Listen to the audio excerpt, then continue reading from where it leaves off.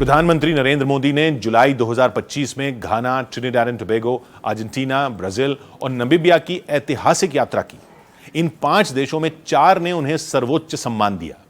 Africa और कैरिबियाई देशों के साथ भारत के मजबूत संबंधों को स्थापित करने वाली यात्राओं ने भारत को ग्लोबल साउथ की आवाज बना दिया है। वैश्विक कूटनीति में भारत का बढ़ता प्रभाव कोई इत्तेफाक नहीं है, ये नरेंद्र मोदी की दुनियादारी की समझ का असर है, जिसका पाठ उन्होंने 90 के दशक में पढ़ लिया था।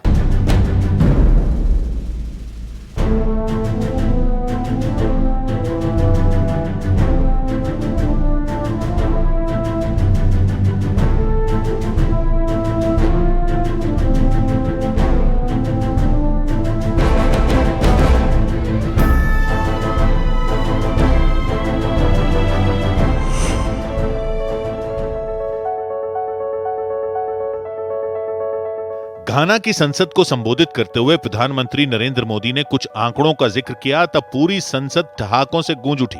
India has over 2500 political parties.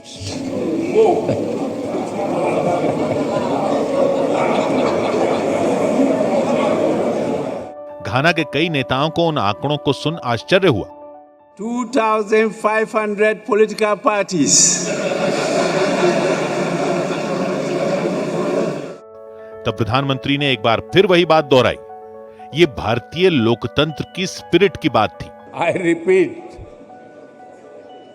2500 political parties, 22 official languages, thousands of dialects. Narendra Modi को सुनने का आनंद किसे नहीं चाहिए। इसी खासियत ने उनके नाम एक अनोखा रिकॉर्ड भी दर्ज कराया। नरेंद्र मोदी दूसरे देशों की संसद को सबसे ज्यादा बार संबोधित करने वाले प्रधानमंत्री हैं। यह भारत का संदेश है कि आप अपने रास्ते पर चलकर अपनी संस्कृति और गरिमा के साथ सफलता पा सकते हैं।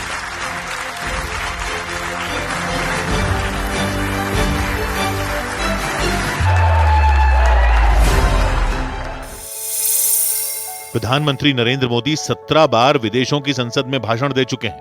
वहीं पूर्व पीएम मनमोहन सिंह 7 बार, पूर्व प्रधानमंत्री इंदिरा गांधी 4, पंडित जवाहरलाल नेहरू 3, राजीव गांधी 2 और पीवी नरसिम्हा राव ने 1 बार विदेशी संसद में भाषण दिया है। पूर्व प्रधानमंत्री अटल बिहारी वाजपेयी 2 बार विदेशों की संसद को संबोधित कर चुके हैं, जबकि जनता पार्टी के मोरारजी देसाई को यह मौका सिर्फ 1 बार मिला था। नरेंद्र मोदी मित्र देशों से सांस्कृतिक और रणनीतिक संबंधों के पैरोकार हैं। कैरिबियाई देश ट्रिनिडाड एंड टोबैगो को उन्होंने खास मौके पर यात्रा के लिए चुना। ट्रिनिडाड एंड टोबैगो में साल 1845 में पहली बार भारतीय प्रवासी पहुंचे थे, जिसकी 180वीं वर्षगांठ के अवसर पर भारत के प्रधानमंत्री मेहमान बनकर ट्रिनिडाड एंड टोबैगो पहुंचे। नरेंद्र मोदी भी विदेशी धरती पर मिले स्नेह और आतिथ्य से अचंभित हो गए, क्योंकि इस देश से उनकी बरसों पुरानी एक याद जुड़ी हुई है।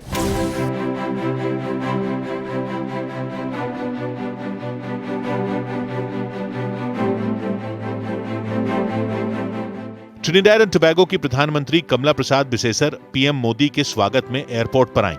प्रवासी भारतीयों का मेला नरेंद्र मोदी के स्वागत में लग गया। वो लोगों से मिलते रहे, कुशल क्षेम जानते रहे। यहीं ट्रिनिडाड एंड टोबैगो में नरेंद्र मोदी ने एक ऐसे कमरे में वक्त गुजारा था जहां मूलभूत सुविधाएं भी नहीं थी। नरेंद्र मोदी के उस अनुभव के गवाह उद्योगपति एमएल मित्तल हैं। नरेंद्र मोदी के स्वावलंबी स्वभाव ने उन्हें हैरत में डाल दिया था।